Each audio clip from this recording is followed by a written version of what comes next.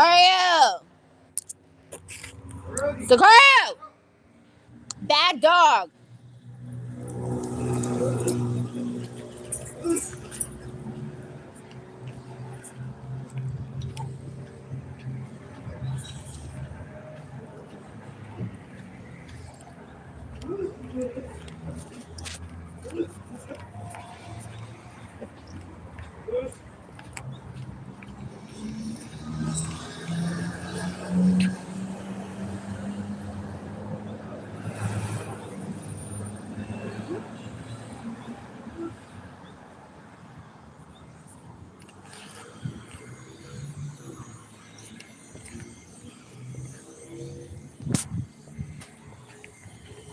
Come here, Sicario. Come here, Papas.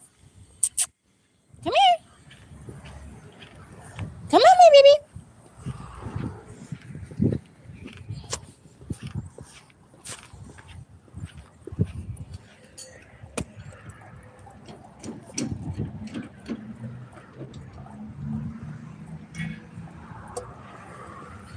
Come on, Sicario.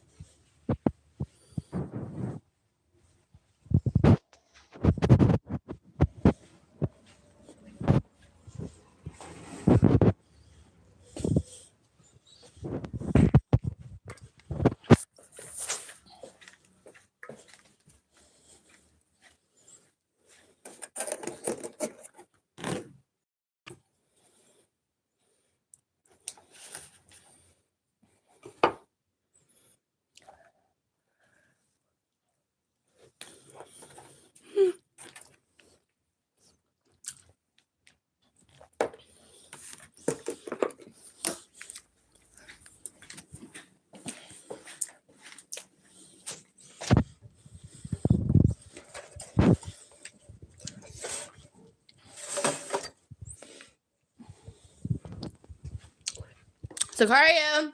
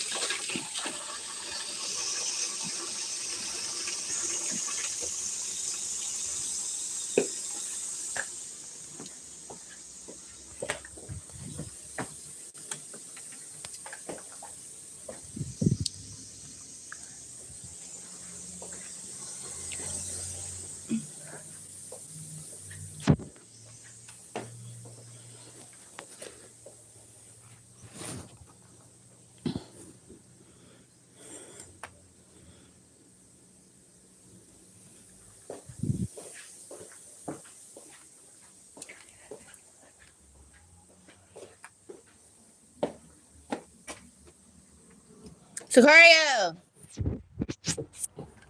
Sicario. Sicario.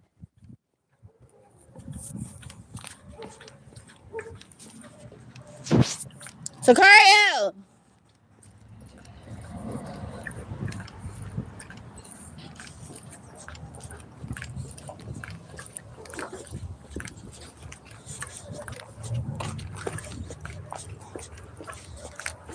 I'm gonna fuck you up, boy. You don't fucking listen, dude. Go. You're being a bad dog. Papas, come here. Go inside. Take a break. Take a break. Take a break. Take a break. Go inside. Come on. Come on. Come on, get water, Papas. Come on. Yo. Oh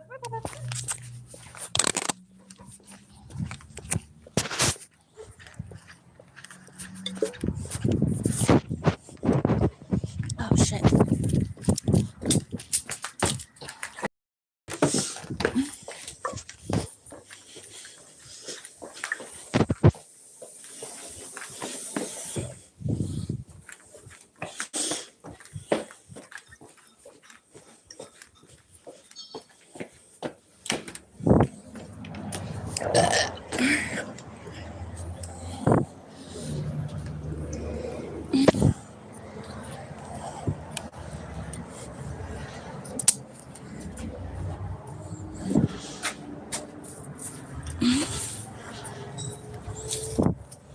What kind of plant is that?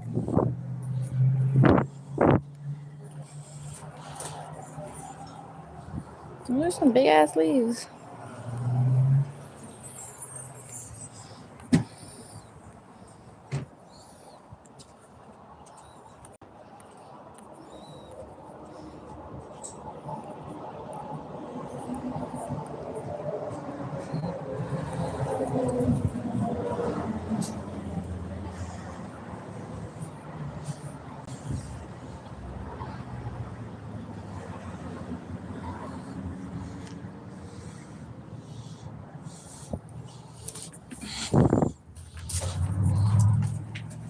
Sicario!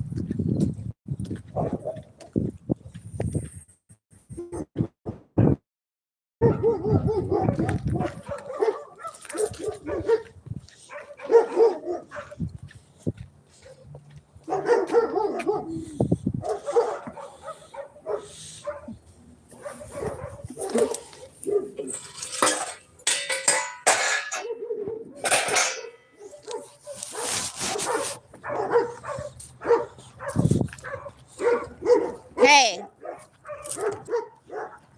Come on, Sicario! Come on, Peppers!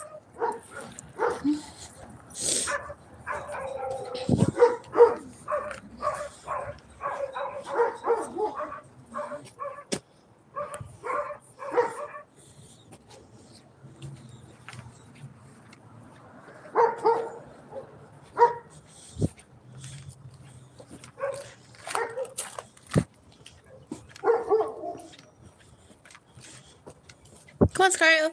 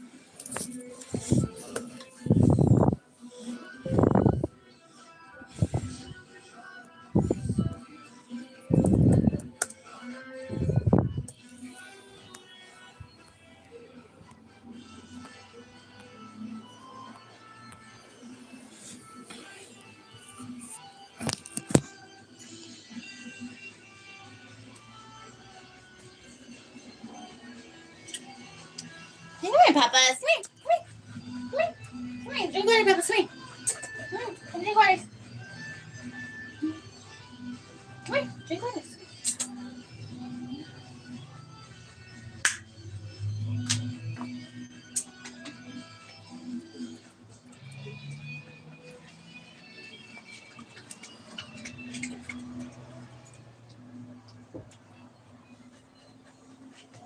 Take a break, Peppas.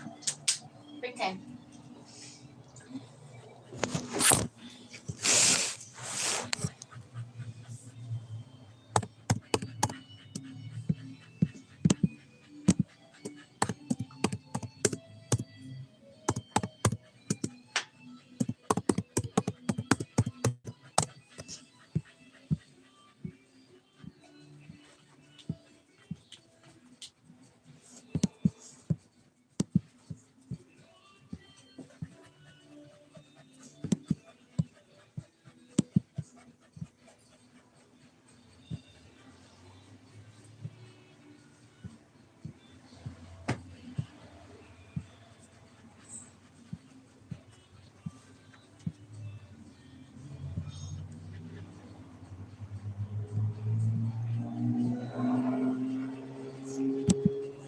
Center stone. Center stone are donors. Wow.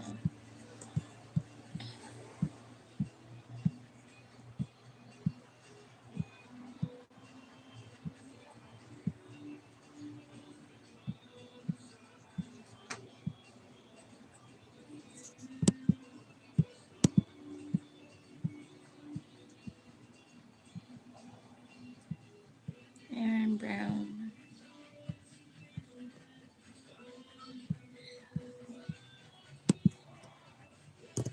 Aaron Brown.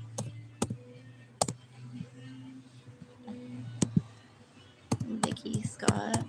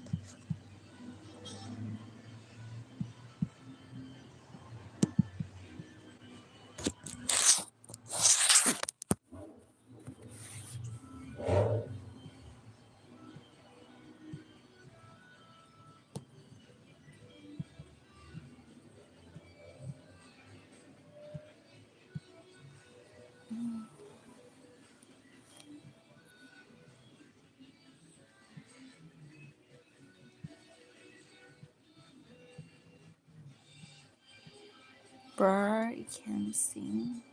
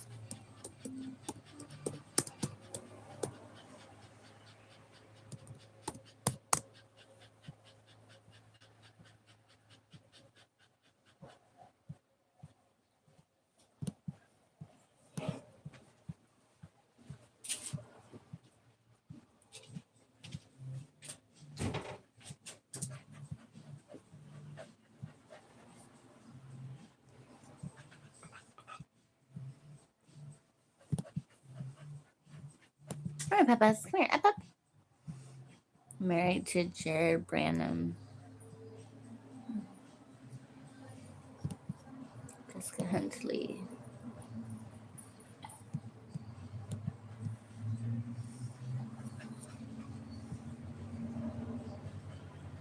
Software tester.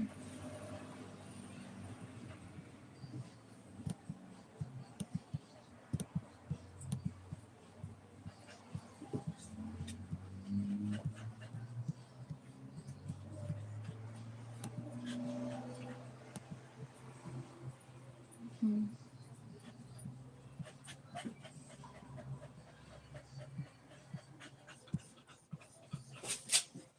Okay, Bubba's go here. Up, up. Take a break, Popeyes.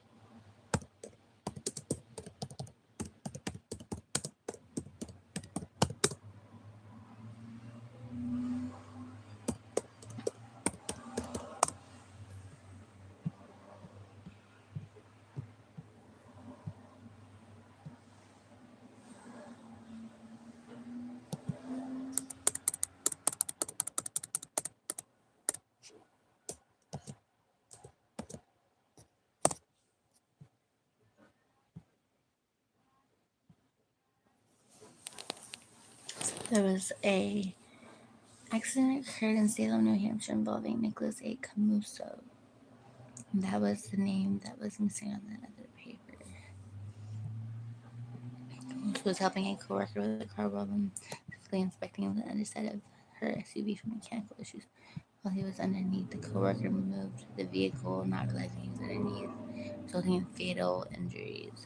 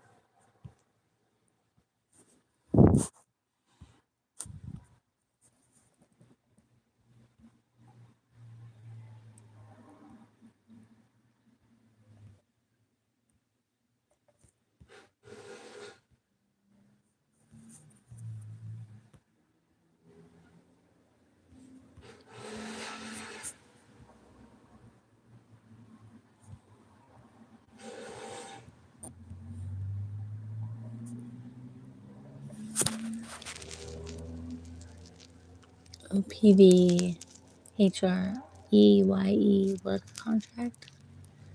iCard Inc.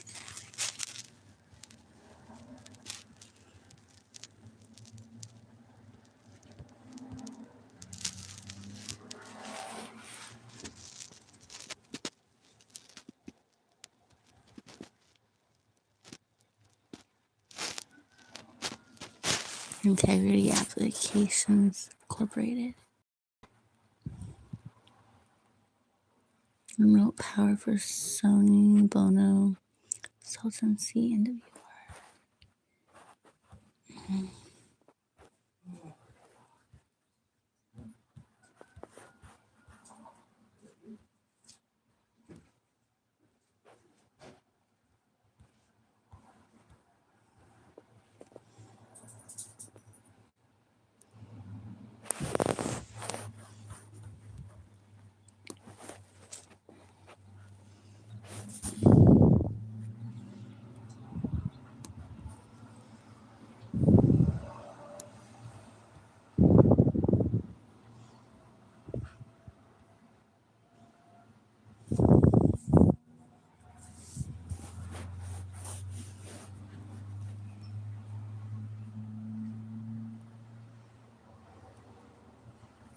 James Keating Jr.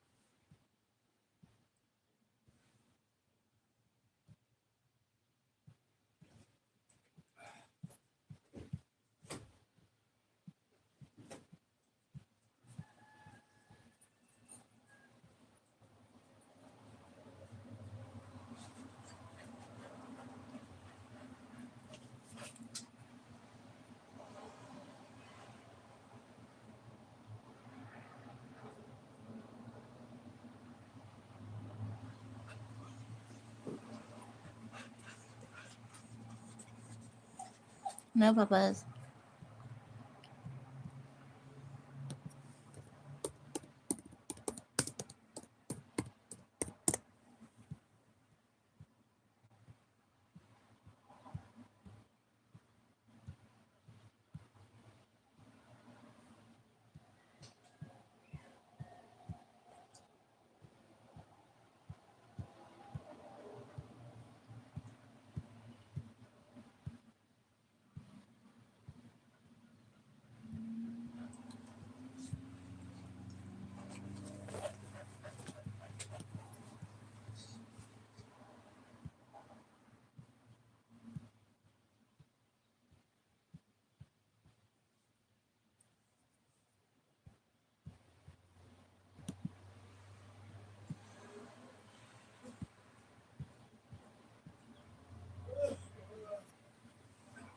The key race.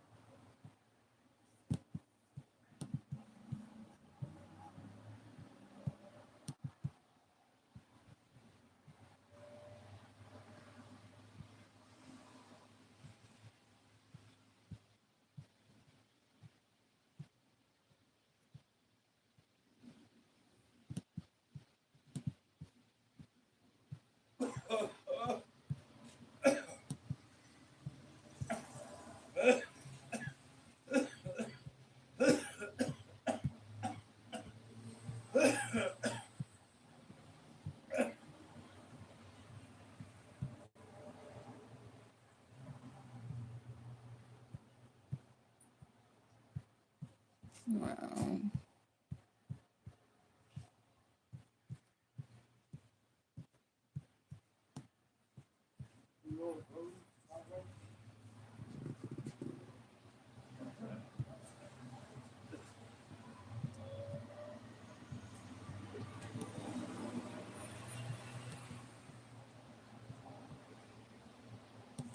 North Idaho Compounding Center.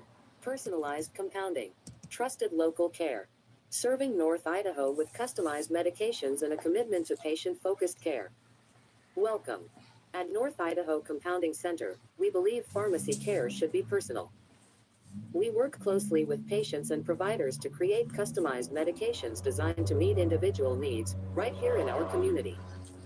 Whether you're looking for an alternative dosage form, a customized strength, or a medication tailored to your specific situation, our compounding team is here to help. Specialized compounding services.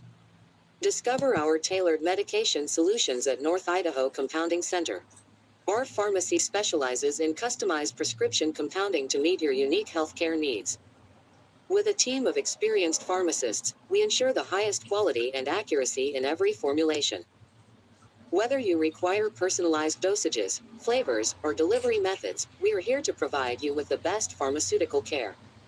We offer customized prescription compounding, hormone and specialty compounding, dermatologic preparations, veterinary compounding, alternative dosage forms, creams, capsules, suspensions, suppositories. We do not take insurance, but we can help you submit a claim. Please allow 1 to 3 business days to complete your prescription. Special offers on supplements. Save big. Discover our exclusive promotions on a wide range of high-quality supplements at North Idaho Compounding Center. From vitamins to herbal remedies, find the perfect products to support your health and wellness journey. Take advantage of our limited time offers and stock up on your favorite supplements today. Enhance your well-being with our premium selection of supplements. Shop now.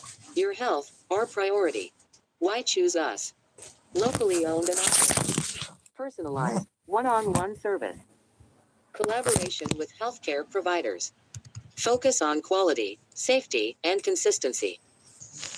Our philosophy. North Idaho Compounding Center was founded on the belief that pharmacy care should be personal, accessible, and rooted in the community we serve.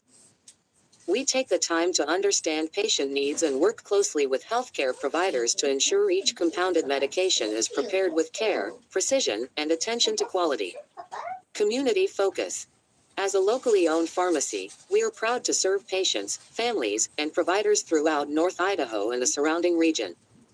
Our goal is to be a trusted resource for customized medications and reliable service. Connect with us. 208-773-2499.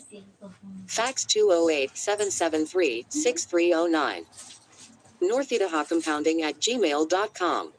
565 North Vest Street, Post Falls, Idaho 83854, USA.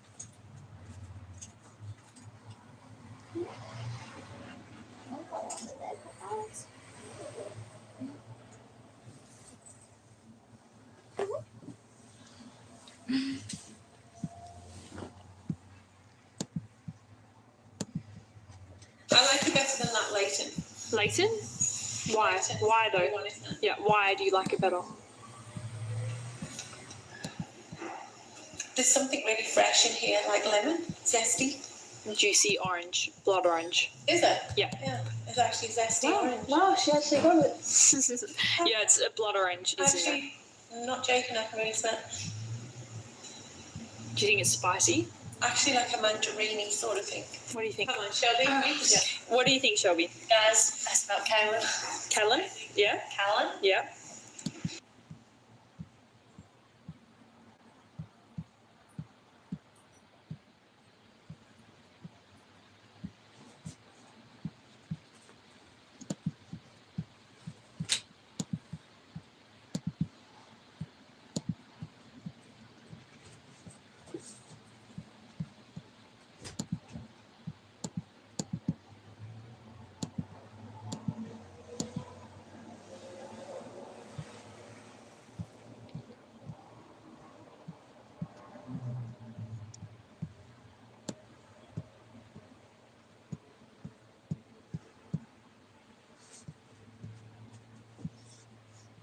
No, Papas. Come here, Papas. Come here, Scario. Ruth Elaine Waldron, a dearly loved mother, grandmother, and great-grandmother, went home to be with the Lord on February 1, 2026, at the age of 80. She was surrounded by the love of her family and the peace of God's promise. Born on September 6, 1945, in Coeur d'Alene, Idaho, Ruth found great joy in the outdoors. Whether tending her garden, camping, watching the moose pass by, or simply enjoying the beauty of nature, she felt closest to God and His creation. She loved sharing these moments with her family, teaching them to slow down, breathe deeply, and notice the simple blessings around them. Ruth was a loving mother to her children, a guiding light to her grandchildren, and a treasured presence to her great-grandchildren. Her home was a place of warmth and love. She will be remembered for her listening ear and for the way she made everyone feel welcome and valued.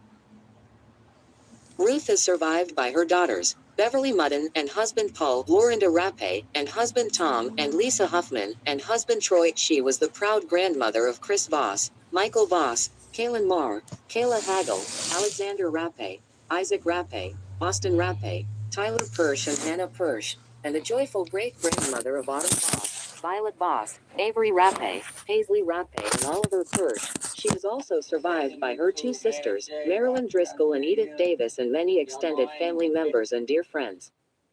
Whoever believes in him shall not perish, but have eternal life. John 3:16. What is a family trust, and how do you set one up? Around the web. CVS hides this $1 generic Viagra. Here's the aisle it's really in. Mix some salt and Vaseline. Here's why. Cardiologist. S2 common veggies will kill belly fat quickly. Try it. Why your rotator cuff isn't healing, it's not just age. Limited time offer. 250th anniversary flag wreath trending now. Seniors can get this generic Viagra for 87 cents. Details inside. If you get Social Security, don't skip this February benefit check. Hard-boiled eggs. The risk hiding in plain sight for anyone over 60. Restaurants in Riverside with good senior discounts.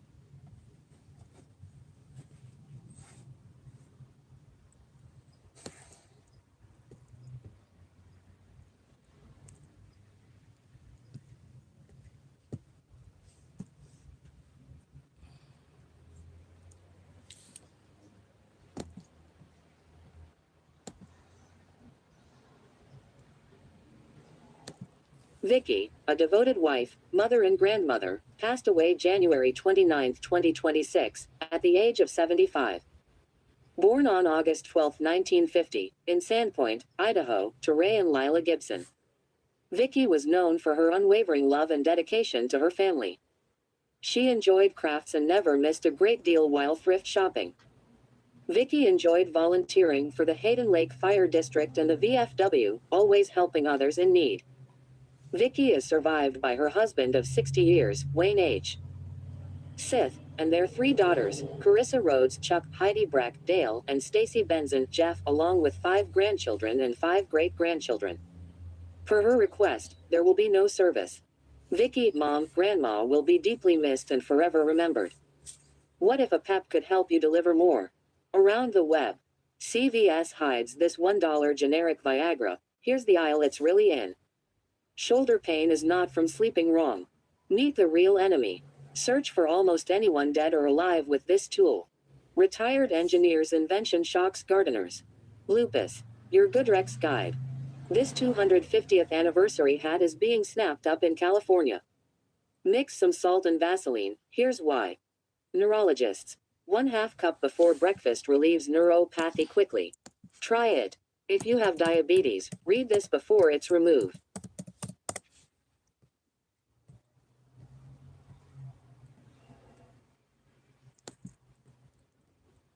That's the daughter of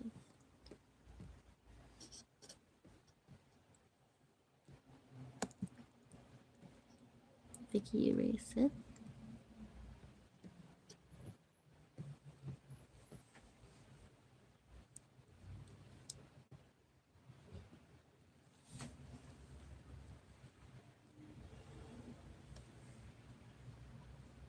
Rhodes.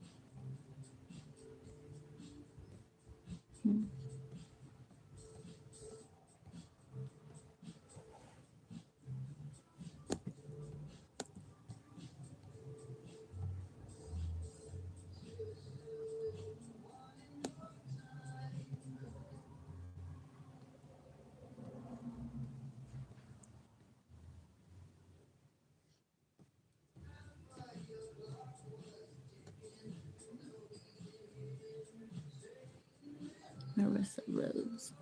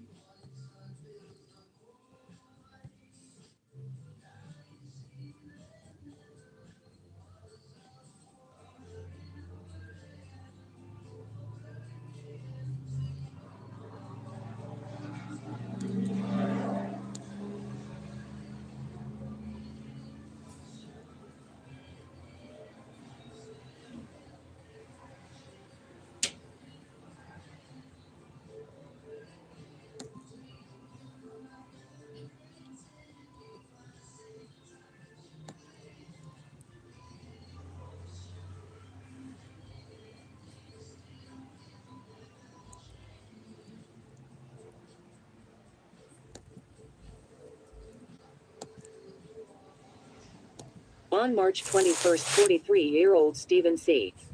Morrison of Leesport, Pennsylvania was sentenced to 4 to 8 years in state prison, followed by 2 years of probation, for his role in sexually exploiting a woman he met on the streets of Reading, Pennsylvania. Several months prior, on February 5th, a jury found Morrison guilty of 4 felony counts of promoting prostitution, a third-degree felony, and 1 count of possession of a controlled substance, a misdemeanor. Morrison was on trial for his heinous actions that occurred in June and early July of 2017, when he forced his victim to prostitute for 10 days, collected the money she made, and provided her with nothing but food and probably a disgusting place to live. During sentencing, Judge Patrick T. Barrett said he couldn't describe the conduct as anything but despicable. According to trial testimony reported by the Reading Eagle, Morrison met the woman on Penn Street in Reading, Pennsylvania back in June 2017, and asked her if she was looking for drugs and if she had heard of Backpage.com, a former website notorious for sex trafficking and prostitution-related activity. Morrison took the woman back to a house with another girl and provided her with clothing and lingerie to wear in photos that he used to create online advertisements. He also provided her with a room and a phone that she used to set up dates with sex buyers. The woman testified that she had to run all of her potential dates by Morrison, as well as the price of sex acts. Morrison, who was supposed to give a portion of the profits back to her, instead kept all the money earned and facilitated the woman's access to controlled substances. Over the course of 10 days, the woman had between 40 and 50 sex buyers, all while under Morrison's control, earning him thousands of dollars while he kept her in a vulnerable and toxic drug-induced state. The woman's victimization was discovered when detectives from several local police departments and agents from Homeland Security conducted an investigation at a Wyomissing hotel. District Attorney John T. Adams confirmed the raid was part of a federal investigation involving human trafficking and drugs. A detective found the woman's online advertisement and exchanged messages to set up a date. Authorities who were surveilling during the investigation saw Morrison drop the woman off at the hotel, followed the vehicle, and conducted a search while officers interviewed the woman in the hotel room. During the sentencing, the Reading Eagle reported that Morrison's defense attorney argued that the woman played a very active and assertive role in designing the online advertisements and setting up meeting with sex buyers. He said she was a hardened drug user and convicted criminal, not a naive teenager. Judge Barrett acknowledged the woman was complicit to an extent but said to Morrison, "I'm here to sentence you for what you did, not for what she did." Judge Barrett chose to follow the sentencing recommendation issued by Assistant District Attorney Carissa Rodriguez. Morrison was on state parole when he committed the offenses and received credit for 347 days time served. The CSE Institute applauds the anti-trafficking efforts carried out by multiple branches of law enforcement in this case. The entire operation, from interviewing the trafficking victim to the subsequent arrest of the trafficker, centered on targeting Morrison's criminal behavior as opposed to the woman who was being sold for sex. The CSE Institute encourages this approach and advocates for the adoption of the Nordic model, which penalizes those who buy and sell persons for sex instead of punishing vulnerable and exploited women like the one in this case, who was clearly not only an addict but also a homeless person. Furthermore, the CSE Institute is pleased that law enforcement's dedication to finding justice for the woman in this case extended beyond Morrison's investigation and arrest and continued into the adjudication stage. Typically, prostituted persons are arrested at a much higher rate than those who buy sex or sell people for sex. It is refreshing that Morrison was arrested and prosecuted for his crimes, found guilty by jury of his peers, and ultimately sentenced to serve time for his crimes against the woman he prostituted and abused with controlled substances. In fact, in a case like this with facts that indicate trafficking, we encourage prosecutors to use the Commonwealth's human trafficking statute. Morrison, by both facilitating and controlling the woman's access to controlled substances, knowingly subjected her to sexual servitude. The CSE Institute both reminds and urges law enforcement to utilize Pennsylvania's human trafficking statute when appropriate, such as cases like this one. Still, the CSE Institute is concerned by the victim-blaming sentiments shared by both the judge and the defense attorney during Morrison's sentencing hearing. It is important to understand that traffickers prey on and manipulate desperate and vulnerable women. According to Polaris, traffickers recruit and exploit victims by using threats, lies, or psychological coercion. In other cases, they may kidnap victims, engage in physical violence, or use substance abuse to control them. Victims of trafficking frequently fall into the life because they are runaway or homeless persons, have mental health issues, have substance abuse problems, struggle with past abuse or trauma, or do not have access to basic necessities, such as money, food, or shelter because of socioeconomic hardship. These reasons are often the motivations behind selling sex, if not to avoid violence or certain death at the hands of their trafficker. In this case, Morrison approached a woman on the streets who he knew was homeless and had a substance use disorder. This is the classic kind of predatory behavior traffickers use to lure women into sex trafficking. Therefore, it is our position that the judge and defense attorney in this case engaged in victim blaming by insinuating that the woman Morrison preyed upon, whose vulnerabilities were exploited, was in any way responsible for the abhorrent and despicable acts of Morrison. It is important to note that victims of trafficking do not choose the circumstances in which they are abused. Instead, they are frequently subjected to fraud, coercion, and compulsion. Victim-blaming trafficking survivors also reinforces to victims what the abuser has done and makes the victim feel like it's his or her fault. This is harmful because victims are often brainwashed or physically abused into believing they were doing what their trafficker wanted to for a purpose, if not for their own survival. For a second time. This The is start your 6 CSE o'clock again newscast. Thanks emphasizes for that joining us. prostituted I'm Jennifer persons are Sanders. victims of commercial sexual exploitation who are best served through interventions with social services or exit strategies, rather than criminal punishment, judicial admonishment, or victim blaming of any kind. All views expressed herein are personal to the author and do not necessarily reflect the views of Villanova University Charles Widger School of Law or Villanova University. Category: News. Daniel Marine, police arrested 19-year-old Stephen Morrison in October for the death of 20-year-old Keyshawn Cage. KXAN's Brianna Hollis joins us live from the courthouse to break down the ongoing saga related to this case, Bree. So bear with us. There's a lot to unpack here. There's been this whole back and forth over the last 2 months or so. Morrison has gotten released from jail twice now. One time because a judge lowered his bond from $800,000 all the way down to $100, and that happened because prosecutors missed an important court deadline. Fast forward to today, we're entering a similar cycle, and these court proceedings are clearly continuing to really take a toll on the victim's family. We're about to show you some emotional footage from outside the courtroom this afternoon. You're setting her my son for nothing because he wanted the law to protect him. Here's a breakdown of the timeline of this case. Morrison allegedly shot and killed Cage in October of last year. Now, after an arrest, the DA's office has to secure an indictment within 90 days. When that doesn't happen, the law requires a judge to reduce a defendant's bond to something they can afford. Well, the state missed this deadline, which is why Morrison got that $100 bond and got out of jail. In February, the state requested a follow-up hearing where prosecutors asked the judge to re-up Morrison's bond. The judge ultimately sided with the state and did so, placing Morrison back in custody on a $100,000 bond, meaning Morrison would have to pay 10% of that, or $10,000.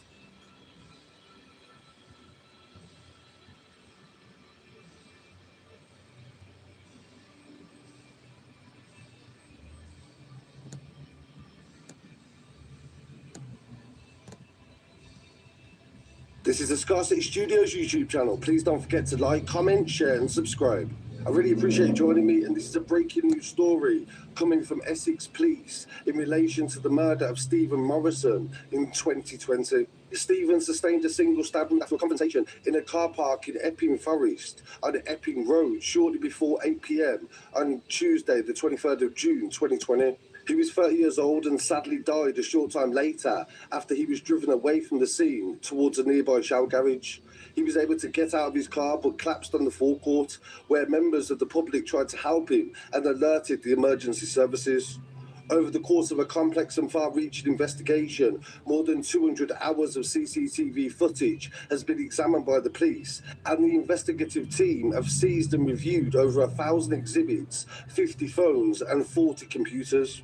Yesterday morning, on the 8th of July 2025, a 28-year-old man from Foulton, West London, was arrested and charged with his murder.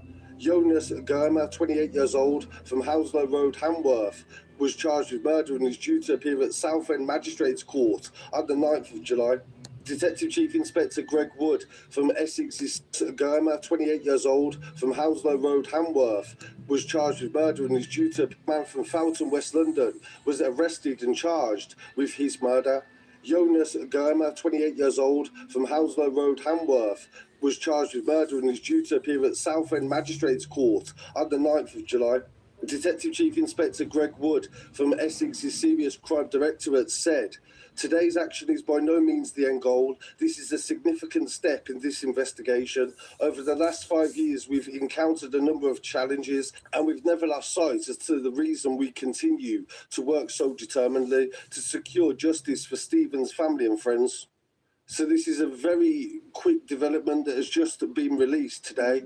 And what do we know about the person that has been charged? Well, actually, we do know quite a lot, because they're an influencer on social media and they were formerly a drill rapper. Jonas Germer is also known as TY, and he's formerly from CGM, which was 1011, a drill rap group from West London.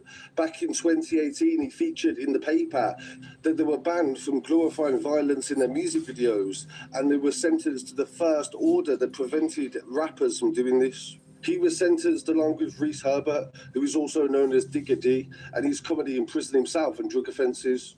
During that case, the court heard that music videos by the gang had been watched more than 15 million times and that they earned thousands of pounds from streaming about gang violence. Before pleading guilty, the gang insisted the weapons were simply props in new music videos when they were caught with them during a police arrest. And as I said before, Ty then left CGM so many years after this, and he actually became a wildlife expert, even appearing on Sky News and developing social media platforms where he highlighted animals and how children could learn so much from animals, and had moved away from anything he had to do with violence. But this goes to show that several years later, he has now been arrested and charged with a murder. And it goes to show that the streets never leave you behind. Really exposed to wildlife, so I feel like there's a major gap between the youth and wildlife that it needs to be filled. So we have no idea, and we can't discuss this any further due to the fact that this is the Scar City Studios YouTube channel. Please don't forget to like, comment, share and subscribe. Somebody that I really appreciate joining me. This is a breaking news story who's a very well-known police in relation to the murder of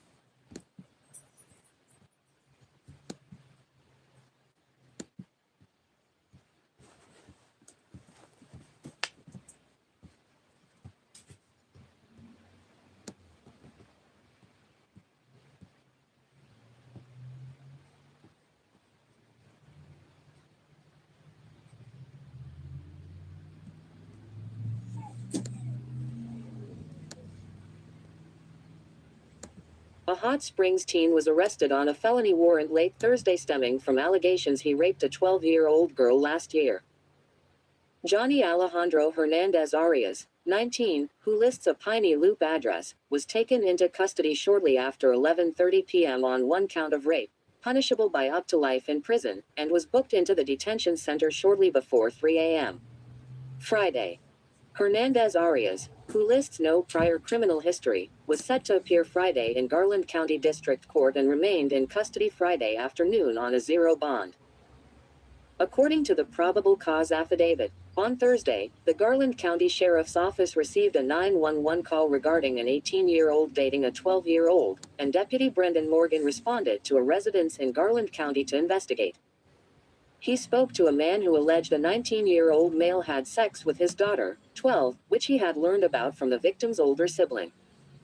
When asked who the male was, the father pointed out a Hispanic male standing nearby, identified as Hernandez Arias, who allegedly admitted to Morgan that he had sex with the girl. Hernandez Arias was brought to the sheriff's office, where he was interviewed by investigator Jennifer Barrera after being read his rights. Due to Hernandez Arias only speaking Spanish, the interview was conducted in Spanish. Hernandez Arias said he met the victim through a work associate and started communicating with her in January 2025.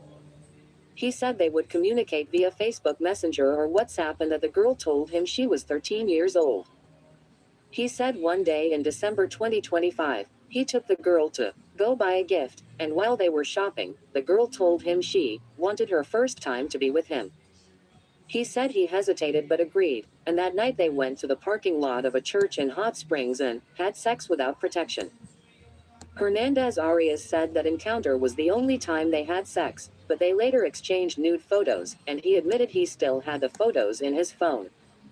Barrera spoke to the girl's mother, who stated the victim's sibling had told her the girl and Hernandez Arias were having a relationship. She said she confronted the victim and asked if it was true, and she began crying, and reportedly confirmed it was true and that it only happened once. The mother said she confronted Hernandez Arias, who initially denied everything but then admitted it was true and he would be responsible for whatever happened with her. Barrera spoke to the sibling who had suspected something was going on, and then Hernandez Arias allegedly told the sibling he had messed up and possibly got a girl pregnant. When asked, Hernandez Arias denied that it was the sister he had been with, but the sibling continued to be suspicious and told the parents. After further interviews, Barrera was able to obtain a warrant for the arrest of Hernandez Arias on Thursday, which was served on him later that night.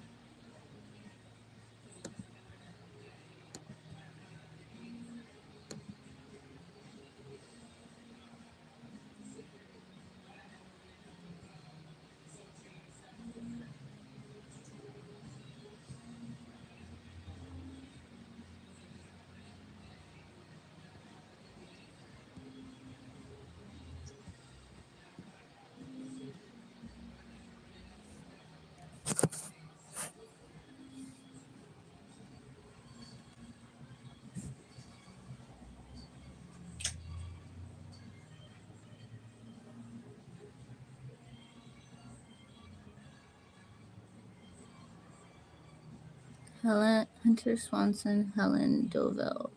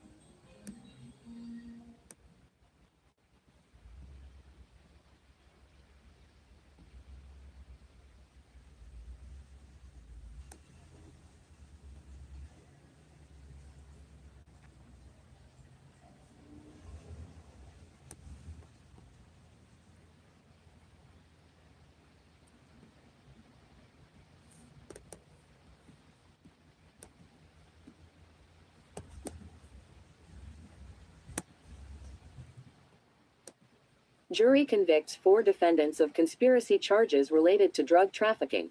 Richard Kyan, Tracy Callahan, John Williams, and Rebecca Williams convicted of multiple charges resulting from Operation Leaving Las Vegas. Abingdon, Virginia, United States Attorney Rick Mountcastle announced today that following a 7-day trial, a jury sitting in Abingdon, Virginia convicted 4 defendants of multiple charges related to the large-scale distribution of methamphetamine, oxycodone, and buprenorphine. Richard Kyan, 55, Las Vegas, Nevada, and Tracy Callahan, 48, Glade Spring, Virginia, were both convicted of 1 count of conspiracy to distribute 500 grams or more of methamphetamine and oxycodone and to use a communication facility to facilitate a drug trafficking offense, and 1 count of conspiracy to commit money laundering. John Williams, 50, Glade Spring, Virginia, was convicted of 1 count of conspiracy to use a communication facility to facilitate a drug trafficking offense. Rebecca Williams, 51, Abingdon, Virginia, was convicted of 1 count of conspiracy to distribute methamphetamine, oxycodone, and buprenorphine, and to use a communication facility to facilitate a drug trafficking offense. In late 2016, law enforcement agencies, led by the Bureau of Alcohol, Tobacco, Firearms and Explosives and the Drug Enforcement Administration, and assisted by agencies from across Southwest Virginia and Las Vegas, Nevada, charged 32 individuals with conspiring to distribute methamphetamine, oxycodone, and buprenorphine. The investigation, Operation Leaving Las Vegas, accused 32 individuals of trafficking methamphetamine, oxycodone, and buprenorphine from Las Vegas into Southwest Virginia, Eastern Kentucky and elsewhere. Evidence presented at the trial demonstrated that Kyan was responsible for sending large quantities of methamphetamine and oxycodone via UPS and Federal Express to numerous locations in Abingdon, Virginia and Glade Spring, Virginia. These drugs were then distributed throughout the area and in eastern Kentucky by Tracy Callahan, Rebecca Williams, and others. Evidence also showed that John Williams, formerly employed as a delivery driver for UPS, assisted the organization by ensuring that packages of methamphetamine and oxycodone were safely delivered to Tracy Callahan in Glade Springs and were not intercepted by law enforcement. Additionally, evidence at the trial demonstrated that more than $1 million in proceeds from the drug sales in the Abingdon area were sent via wire transfers and bank deposits to Kyan and others in Las Vegas, Nevada. Sentencing hearings for Richard Kyan and Tracy Callahan have been set for February 27, 2018. Kyan and Callahan each face punishment of up to life imprisonment and $12 million in fines. The sentencing hearing for Rebecca Williams has been set for February 28, 2018, and she faces punishment of up to 20 years imprisonment and fines of up to $1 million. The sentencing hearing for John Williams has been set for February 12, 2018, and he faces punishment of up to 4 years imprisonment and fines of up to $250,000. To date, 30 of the 32 charged have been convicted of federal drug conspiracy and money laundering charges, and 23 defendants have been sentenced. The cases for the remaining defendants are working their way through the federal court system. Throughout the course of the investigation, more than $60,000 has been forfeited. Those previously sentenced are 1. Brandon Lee Stone, 33, Abingdon, Virginia, 300 months imprisonment. 2. Misael Reyes Tajimaroa, 32, Spokane, Washington, 192 months imprisonment. 3. Bradley Lee Chapman, 28, Bristol, Virginia, 135 months imprisonment. 4. Heather Michelle Sullins, 27, Abingdon, Virginia, 30 months imprisonment. 5. Alex Michael Kyan, 23, Bristol, Virginia, 72 months imprisonment. 6. Caitlin Elizabeth Chapman, 24, Bristol, Virginia, 72 months imprisonment. 7. Ralph Stewart Dingus, 27, Abingdon, Virginia, 37 months imprisonment. 8. John Dwayne Farmer, 32, Abingdon, Virginia, 240 months imprisonment. 9. Lola Virginia Farmer, 52, Abingdon, Virginia, 87 months imprisonment. 10. Shauna Nicole Chafin, 36, Abingdon, Virginia, 97 months imprisonment. 11. William Wesley Fleener, 29, Abingdon, Virginia, 79 months imprisonment. 12. Jeffrey Nathaniel Gobble, 25, Abingdon, Virginia 46 months imprisonment. 13. Preston Kyle Lawson, 21, Abingdon, Virginia 46 months imprisonment. 14. Gary Ginn, 47, Clay City, Kentucky 151 months imprisonment. 15. Daniel Corey Cantrell, 25, Abingdon, Virginia 37 months imprisonment. 16. Tanner Morris Curd, 23, Meadowview, Virginia 84 months imprisonment. 17. Amy Laureen Moser, 52, Abingdon, Virginia minus 100 months imprisonment. 18. Stephen Sollier, 27, Abingdon, Virginia 87 months imprisonment. 19. Brandon Cody Trivet, 23, Abingdon, Virginia 30 months imprisonment. 20. Brian Edward Whittinger, 30, Abingdon, Virginia 46 months imprisonment. 21. Justin Lowe, 24, Abingdon, Virginia 41 months imprisonment. 22. Lamar Skipper, 27, Chilhowie, Virginia, 4 years probation. 23. Gary Brandon Childress, 25, Abingdon, Virginia, 3 years probation. The investigation of the case was conducted by the Drug Enforcement Administration, Bureau of Alcohol, Tobacco, Firearms, and Explosives, Internal Revenue Service Criminal Investigations, United States Marshals Service, Virginia State Police, Washington County, Virginia Sheriff's Office, Abingdon Police Department, Marion Police Department, Smith County, Virginia Sheriff's Office, and Las Vegas Metropolitan Police Department. Assistant United States Attorney Zachary T.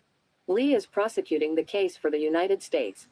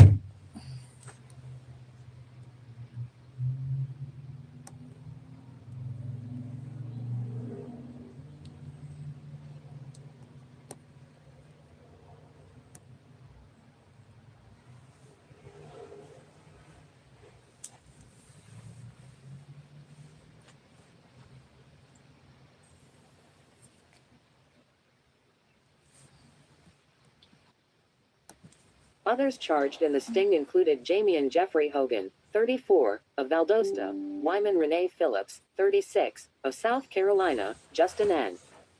Warren, 24, of Albany, Bronson J. Tripp, 24, of Wentworth, Dave Vincent Allman, 43, of Valdosta, John Henry Hersey, 45, of Douglas, Walter Lee Curry, 33, of Valdosta, Josue Barranco Trejo, 31, of Fitzgerald, Keith Morrison, 82, of Valdosta, Bill Stephen Carter, 57, of Lake Park, Eugene A.